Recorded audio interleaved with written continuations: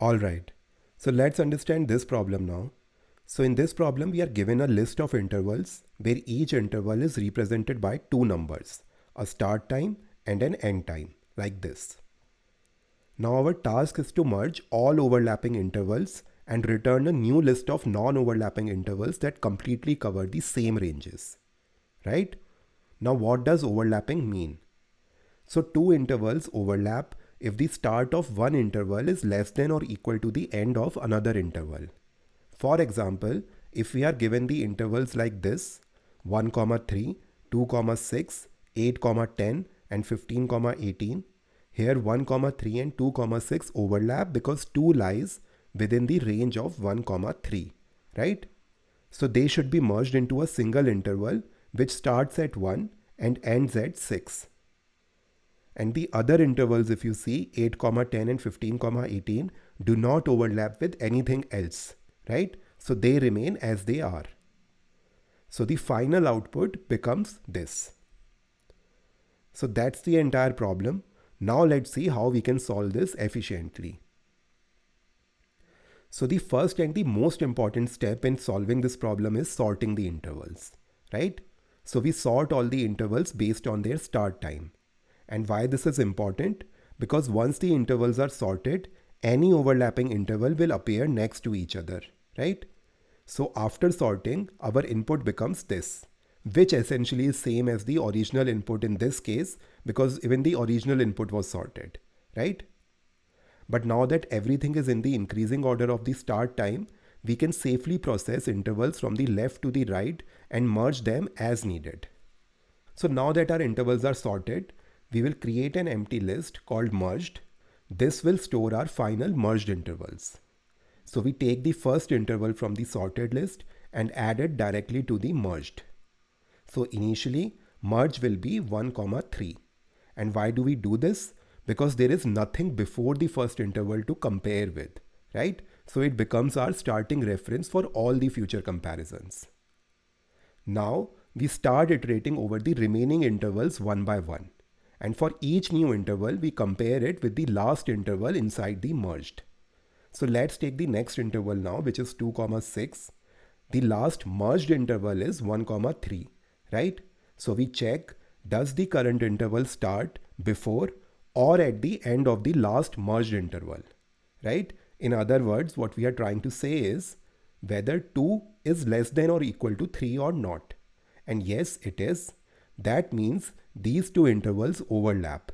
So instead of adding a new interval, we merge them by updating the end time. And the new merged interval will become this, 1, 6, where start is equal to 1 and end will be equal to maximum of 3 and 6, which is 6 in this case, right? Now this is a crucial step because we always stretch the last interval to cover the entire overlap, right? Now next, we move to the interval 8, 10.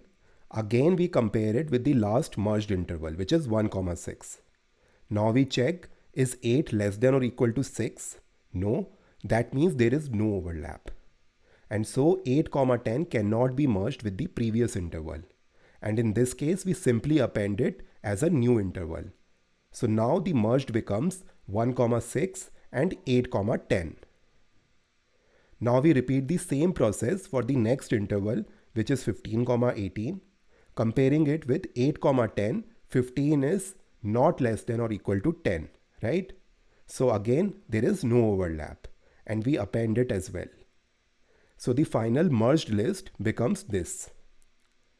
Now after processing all the intervals, our merged list contains only non-overlapping intervals that cover all the original ranges, right? So this is going to be our final output, and that's exactly what the problem asked us to return. So that's the entire solution to this particular problem. Now let's see the code for this. So we start by defining a function called merge, which takes a list of intervals as input. Now we first sort the intervals based on their starting value, and this ensures that overlapping intervals appear next to each other. Then we initialize an empty list called merged, which will store the final merged intervals. Now we iterate through each interval in the sorted list. If the merged is empty, we directly add the current interval and this will handle the very first interval, right? Otherwise, we look at the last interval already present in the merged and we check if the current interval overlaps with the last interval or not. And we do this by comparing the current start with the last merged end. And if they overlap, we merge them by updating the end time to the maximum of the two end values. And if they do not overlap, we append the current interval as a new entry, right? And after processing all intervals, we simply return the merged list as our final result.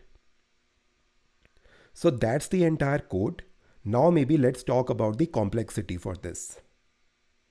So this solution runs in order of n log n time, right? Because sorting the intervals takes order of n log n, right? And then we simply do a single pass through of the list which takes order of n time. And so overall the sorting dominates the runtime and it will make the overall runtime to be order of n log n. And in terms of space, we use order of n extra space to store the merged intervals in the output list. So this is the optimal solution: simple logic, clean merging strategy, and a single linear pass after sorting, right? So that's it for this particular problem, and now I will see you in the next one. Happy coding.